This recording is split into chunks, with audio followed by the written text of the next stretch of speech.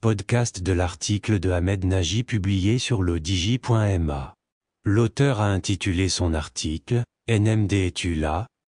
Il commence son article ainsi. Abdellatif Jouari, valide Bancal Maghrib, a tiré son penalty à hauteur de 0,5 points du taux directeur, et ce le jour même où l'équipe nationale de football faisait un retour triomphal au Maroc. Même Bono, le gardien de but, ne peut empêcher la balle de se loger dans le filet du financement de l'économie.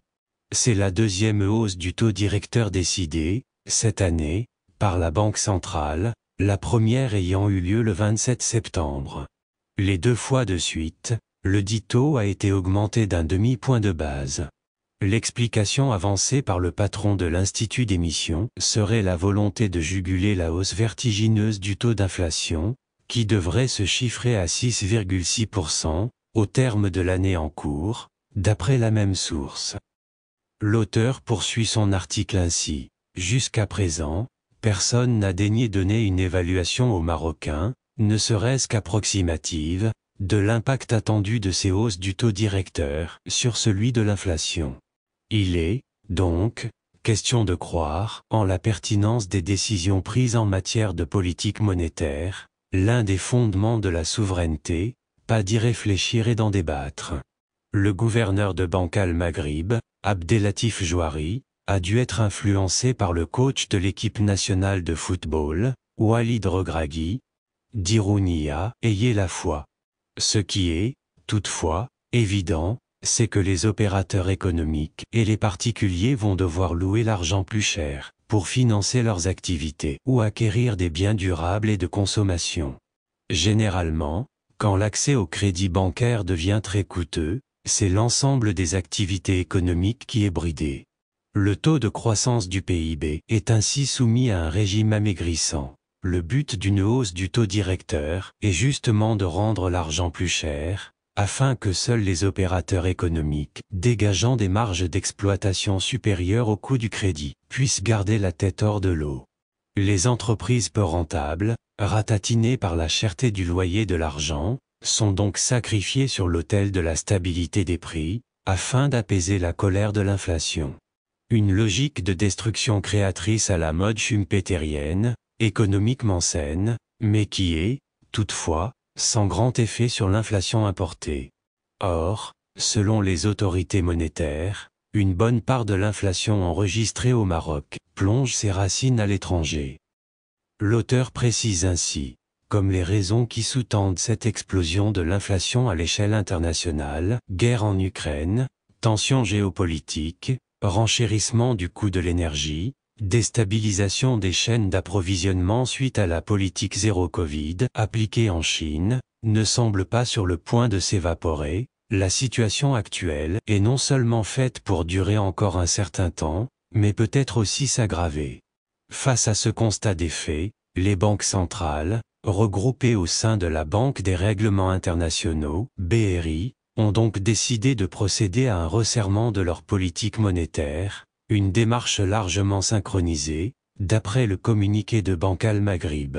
Après des années, post-crise 2008, d'assouplissement quantitatif, la planche habillée en termes vulgaires, qui ont fait faire des bêtises aux traders avides d'argent facile sur les marchés financiers, mais aussi dresser leurs cheveux sur les têtes des économistes orthodoxes, voici venu le temps du raidissement.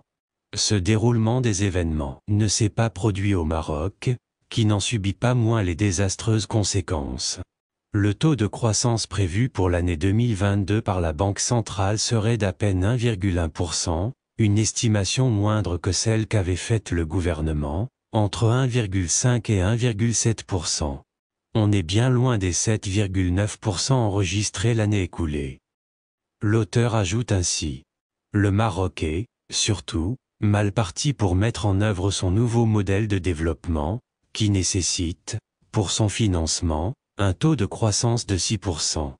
Ce n'est donc pas sans raison que l'opinion publique nationale n'en entend même plus parler. Avec un taux directeur de 2,5%, nul besoin d'engager des fonds, du temps et des efforts pour se rendre compte que le secteur privé, l'un des piliers du nouveau modèle de développement, aura bien de la peine à se financer à un prix abordable pour développer ses activités et assurer, ainsi, sa part dans les 6% du taux de croissance du PIB escompté.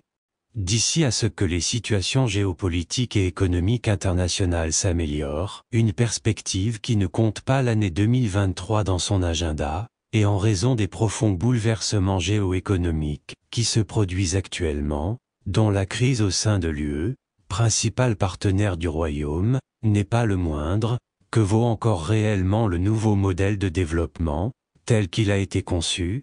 Triste doit se sentir à présent Chakib Ben Moussa, qui a présidé aux travaux de la commission spéciale pour le nouveau modèle de développement, en voyant ses efforts réduits presque à néant. D'abord malade du Covid, le nouveau modèle de développement subit actuellement le feu roulant de l'inflation et les bombardements intenses de la politique monétaire. Il n'y a que les soldats ukrainiens qui en subissent autant. L'auteur conclut son article ainsi. Maintenant que Ben Moussa est ministre de l'Éducation nationale, il ne va sûrement pas manquer d'inculquer cet enseignement primaire aux élèves, répétez tous après moi. On ne peut pas se développer sans avoir Ania, la foi, alimentée d'argent bon marché. Rédigé par Ahmed Nagy et lu par l'intelligence artificielle de l'Odigi Media. N'oubliez pas de télécharger notre application l'Odigi mobile sur Android et iOS et de vous abonner à notre chaîne YouTube l'Odigi TV si vous souhaitez être au courant des dernières actualités, podcasts et émissions télévisées.